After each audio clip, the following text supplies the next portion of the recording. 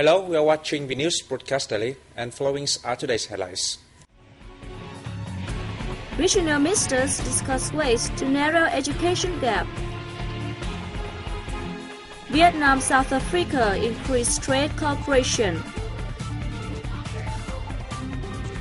Ancient jar discovered in Santa province.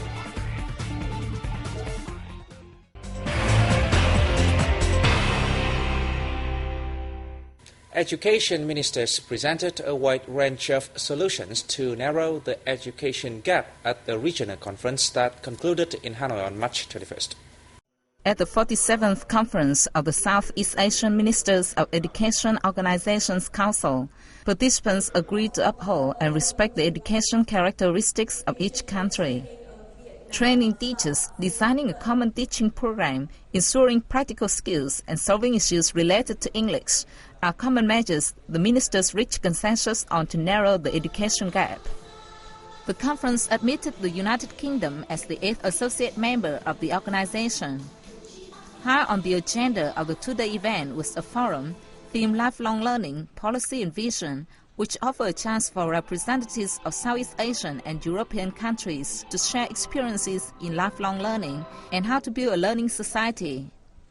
As Council Chair, Vietnam established a regional center in Ho Chi Minh City, which will deal with issues regarding lifelong learning and the building of a learning society in Vietnam while contributing to the organization's activities.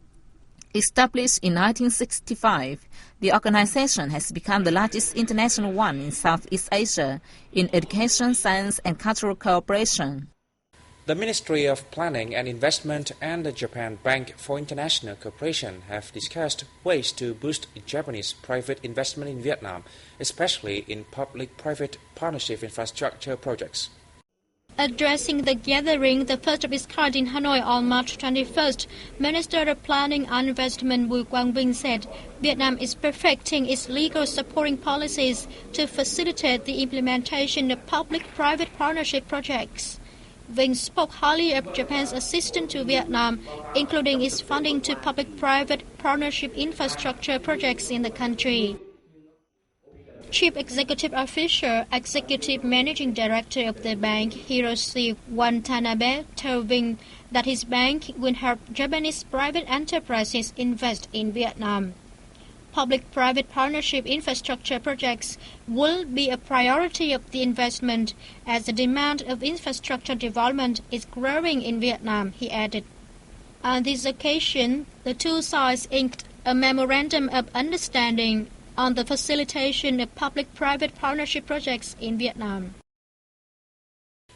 Vietnamese ambassador to Cambodia Ngô Anh Dũng has pledged to work closely with local relevant authorities to help boost Vietnamese investment in the country. His remark was made at a meeting with Vietnamese businesses in Phnom Penh on March 21st. Cambodia is an attractive market for foreign investors thanks to its open market economy and relatively clear policies to attract foreign investment, Dũng told representatives of around 70 Vietnamese businesses investing in the country. Besides, the country has a sound political relationship with Vietnam, Dũng said. He added, this will be favorable conditions for Vietnamese companies in Cambodia. At the meeting, participants were informed of Cambodia's socio-economic development over the past years and its legal policies for Vietnamese business people. About 200 Vietnamese companies are operating in Cambodia in various fields. In 2012, bilateral trade reached $3.3 billion, and Vietnam became Cambodia's second-largest trade partner after Thailand.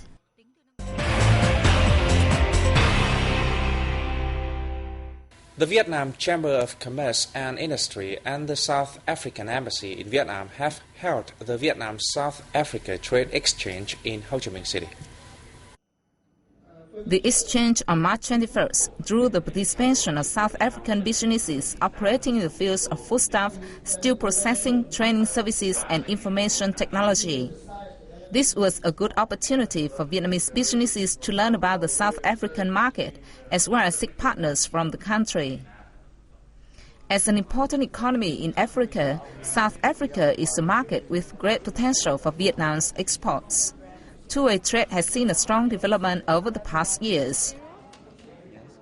Moving to other news, domestic and foreign experts and businesses in the fishery sector participated in a seminar in Hanoi on March 21st to seek measures to improve the sector's development capacity.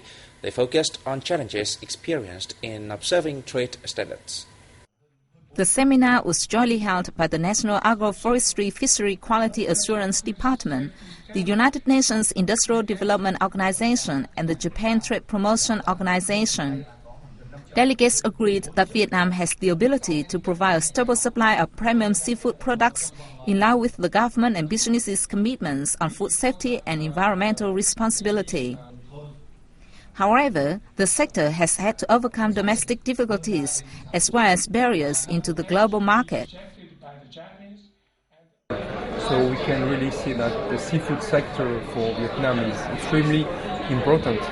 In UNIDO, we are providing technical assistance to this sector, mainly to the catfish sector, because this sector is facing some quality problems.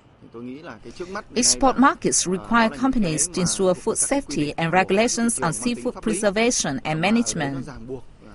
Vietnam's fishery sector is facing several lawsuits, but we will appeal and try our best to prove that local businesses do not devalue their products.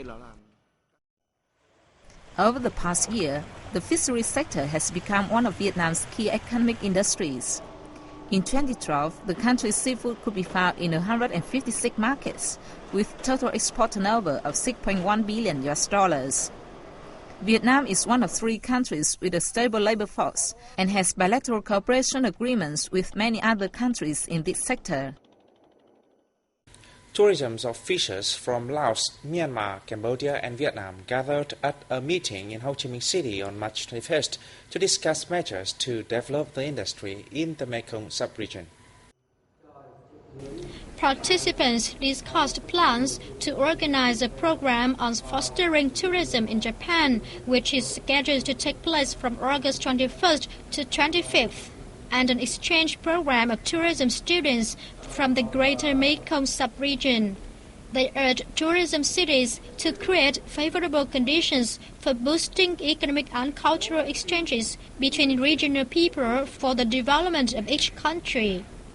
Nguyễn Thành Rum, director of Ho Chi Minh City's Department of Culture, Sports and Tourism, said that the city's tourism sector attaches importance to the connectivity between regional tourism cities with the aim to increase the attractiveness of tourism products. The city is applying many policies and measures on diversifying products, boosting human resource training, and strengthening cooperation and connectivity to develop the green industry in and outside the country. Some tourist guides working in the Phong Nha Kẻ Bàng Tourism Center in the central province of Quảng Bình on March 21st discovered quite by chance an Asian jar inside the Phong Nha grotto. The brown 64-centimeter height jar with a diameter of 50 centimeters was found 100 meters away from the Bi Ki cave in the grotto complex. The stalactites in the grotto had been hiding the jar and prevented its discovery.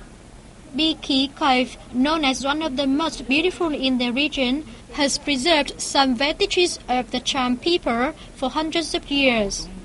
Local people suggested that the jar was made by the Cham people to store the remains of their dead. The tourism center said it will carefully preserve the artifacts while waiting for further direction from provincial authorities. We come to the end of our news today. Thanks for watching and see you next time.